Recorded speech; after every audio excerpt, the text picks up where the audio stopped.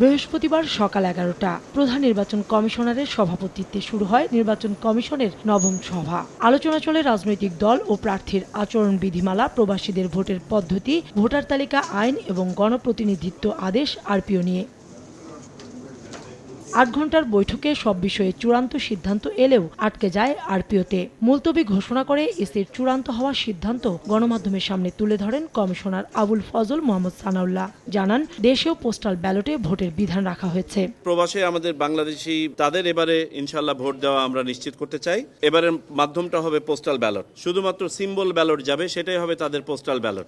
আনুমানিক 3 সপ্তাহ সময় দেওয়া হবে, তারা যেন স্বাচ্ছন্দ্যে এটাতে আপনার রেজিস্ট্রেশন করতে পারেন। রাফলি 6 থেকে 7 কোটি টাকা প্রত্যেক 1 লক্ষ ভোটারের জন্য লাগবে আমাদের। ইন কান্ট্রি ভোটিং যেটা আছে পোস্টাল ব্যালট, সরকারি কর্মচারী, তারপরে ভোট ব্যবস্থাপনা এবং ভোট অনুষ্ঠানের সাথে যারা সম্পৃক্ত থাকেন তারা, এবং আইনে হেফাজতে থাকা ব্যক্তিবর্গ, একই ব্যালট পেপার তাদেরকেও সরবরাহ করা হবে।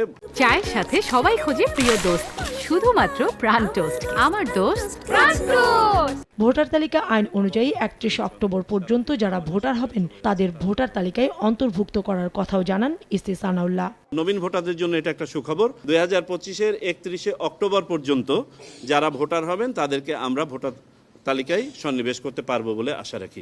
সাংবাদিকদের প্রশ্নোত্তরে নির্বাচন কমিশনার আবুল ফজল মোহাম্মদ সানাউল্লাহ জানান, আগামী ডিসেম্বরে ঘোষণা করা হবে ত্রয়োদশ জাতীয় সংসদ নির্বাচনের তফসিল। ফেব্রুয়ারি মাসে রমজান শুরুর আগে নির্বাচন করার ব্যাপারে আমাদেরকে প্রস্তুতি নিতে বলা হয়েছে। আমাদের পক্ষ থেকে ঘোষণাটা আসবে 2 মাস আগে, আনুমানিক যেদিন আমরা শিডিউল ঘোষণা করব। সো আপনারা ধরেই নিতে পারেন এই শিডিউল ঘোষণার কাজটা আমাদের ডিসেম্বর মাসের প্রথম অর্ধেই আপনারা পাবেন। এআই ব্যবহারের ক্ষেত্রে বিধিনিষেধ ও ভোটের দিন ড্রোন ওড়ানোর উপর নিষেধাজ্ঞা দেয়া হলেও কেন্দ্রের সিসি ক্যামেরার ব্যবহার নিয়ে সিদ্ধান্তে আসতে পারেনি কমিশন। কাউসারা চৌধুরী কুমু, সময় সংবাদ, ঢাকা।